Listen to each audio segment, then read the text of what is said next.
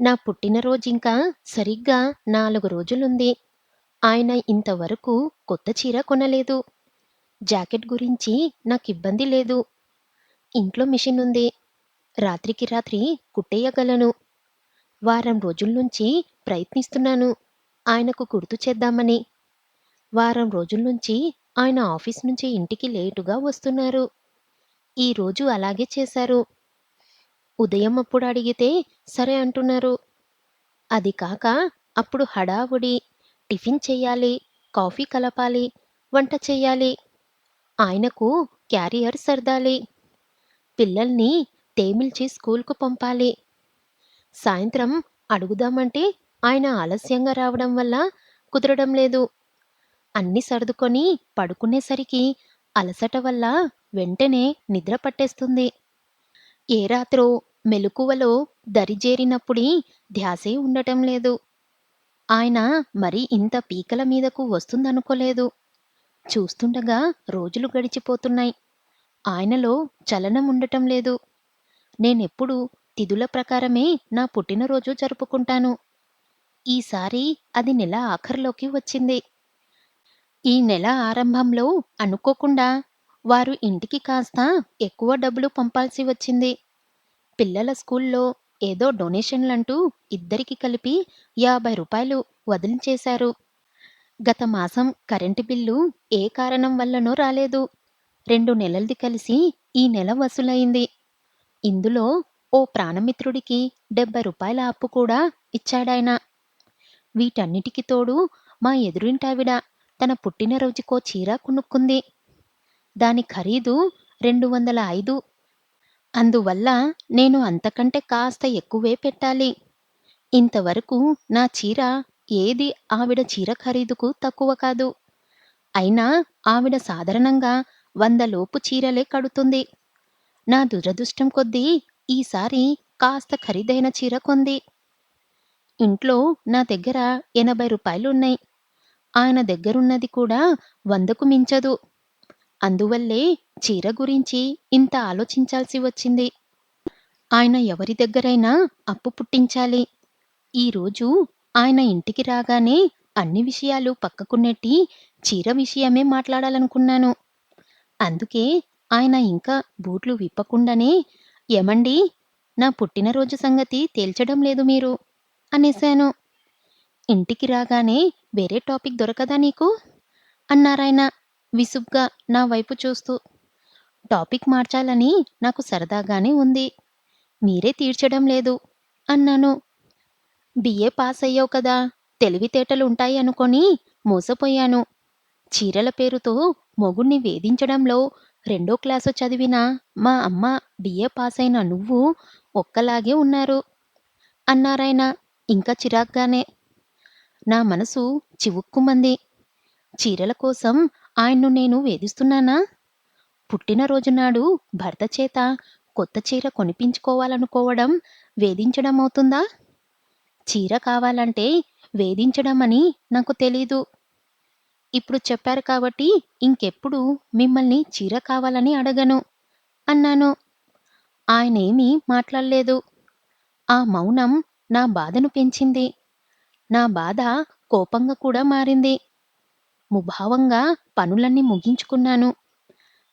పిల్లల్ని పడుకోబెడుతూ వాళ్ళ పక్కనే పడుండిపోయాను. ఓ రాత్రివేళ ఆయన నన్ను లేపారు. ఉలిక్కిపడి లేచాను. ఆయన్ను చూడగానే త్వరగానే నా కోపం సంగతి గుర్తుకొచ్చింది. నాకు నిద్ర వస్తుంది, పడుకోనివ్వండి అన్నాను విసుగ్గా. గట్టిగా అరవకు, పిల్లలు లేస్తారు అన్నారాయన భయంగా. కుంభకర్జునైనా మధ్యలో లేపవచ్చునేమో గాని మా పిల్లల్ని మాత్రం మధ్యలో లేపలేము. ఆ సంగతి నాకు బాగా తెలుసు. అందుకే మీరు వెళ్ళి పడుకోండి అన్నాను మళ్ళీ. నీతో మాట్లాడాలి అన్నారాయన. పొద్దున మాట్లాడుకుందాంలెండి అన్నాను. రమా, ప్లీజ్, నాకు నిద్ర పట్టడం లేదు. నీతో అర్జెంటుగా మాట్లాడాలి. ఆయన ఏం మాట్లాడాలో నాకు తెలుసు. విననట్లుగా నటించి పడుకోబోయాను. ఆయన నా చేతులు పట్టుకొని ఇవి చేతులు కావు, కాళ్ళు అన్నారు. ఇప్పుడు అలాగే అంటారు. చీరల పేరు చెప్పి మిమ్మల్ని వేధించేదాన్ని, చదువున్నా సంస్కారం లేనిదాన్ని. నాతో మీకెందుకు? నా మానన నన్ను పడుకోనివ్వండి అన్నాను.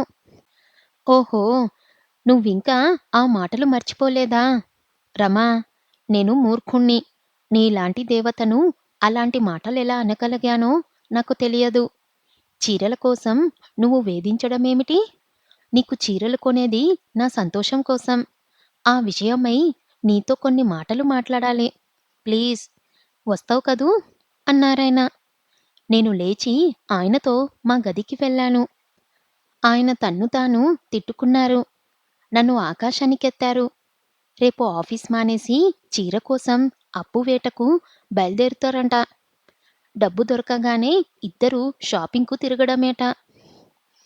సమయం అనుకూలంగా ఉండటంతో ఆయన ప్రవర్తనకు నా మనసెలా గాయపడిందో వివరించి చెప్పాను.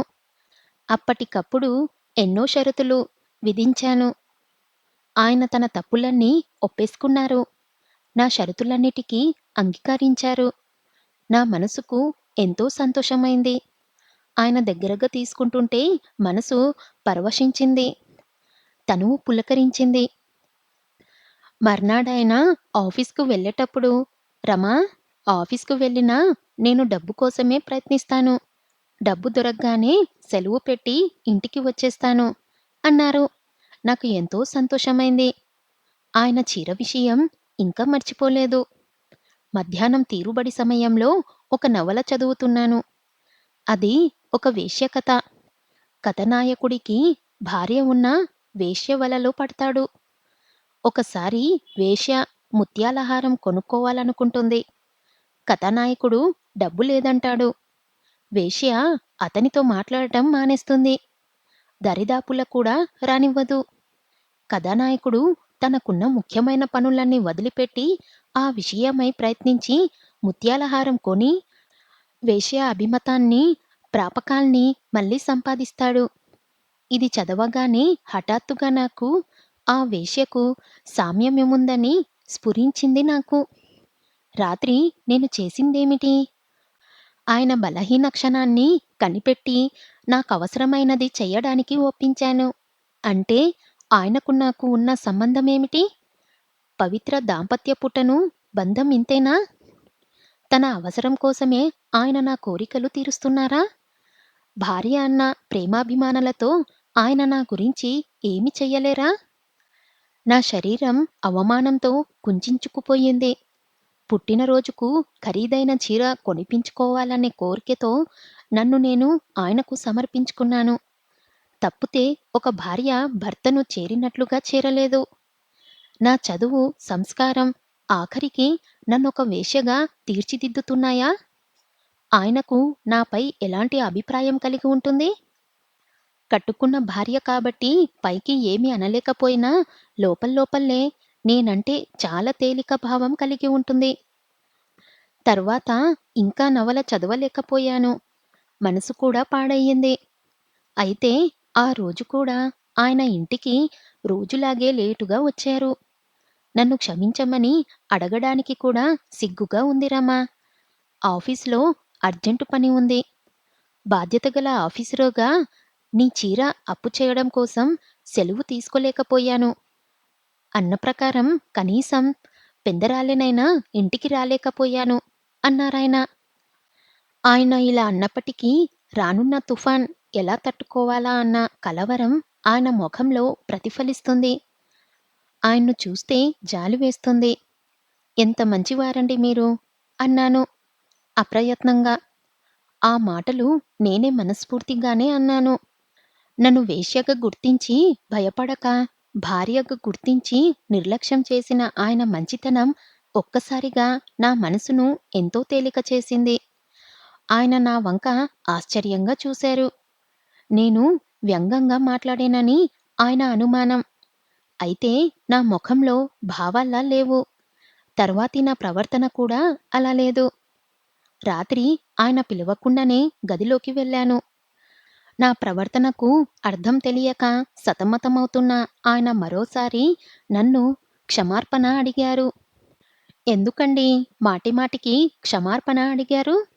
మీ ఇబ్బందులు నాకు తెలియవా? నేను మీ అర్ధాంగిని. మీ కష్టసుఖాల రెండింటిలోనూ నాకు భాగముంది. ఏ ఆ మాత్రం వీలున్నా మీరే చూస్తారు. నేను మిమ్మల్ని విషయంలో విసిగించి ఉంటే నన్ను క్షమించండి. ఈ పుట్టినరోజుకు మీరు చీర కొనకపోయినా నేనేమీ అనుకోను. ఇది మనస్ఫూర్తిగా చెబుతున్న మాట అన్నాను. అయితే నాలోని మార్పుకు కారణమైన ఆ వేశ్యకథ గురించి మాత్రం ఆయనకు చెప్పలేదు. ఆయన నన్ను ప్రేమగా దగ్గరకు తీసుకున్నారు. ఒక వేశ్యలా కాక భార్యకు వలని ఆయన కోగిల్లో కరిగాను నేను. ఆ మర్నాడు సాయంత్రం ఆయన డబ్బు సాధించి వచ్చారు. మేము షాపింగ్‌కు వెళ్ళాం. పుట్టినరోజుకు నాకు చీర, జాకెట్టు 2 కూడా అమరాయి. ఇప్పుడు నేను గ్రహించిందేమిటంటే, పురుషుడికి సంబంధించినంత వరకు వేశ్యకు, భార్యకు చాలా తేడా ఉంది. వేశ్య అందకుండా దూరంగా ఉంటానని బెదిరించి తనకు కావాల్సినవన్నీ సాధిస్తుంది. భార్య తనకేమి వద్దని త్యాగాన్ని ప్రకటించి కోరినవి సాధిస్తుంది. పద్ధతుల్లో తేడా ఉన్నా వేశ్య బెదిరింపుకయ్యే ఖర్చుకు భార్య త్యాగం చేసే ఖర్చు తీసిపోదు.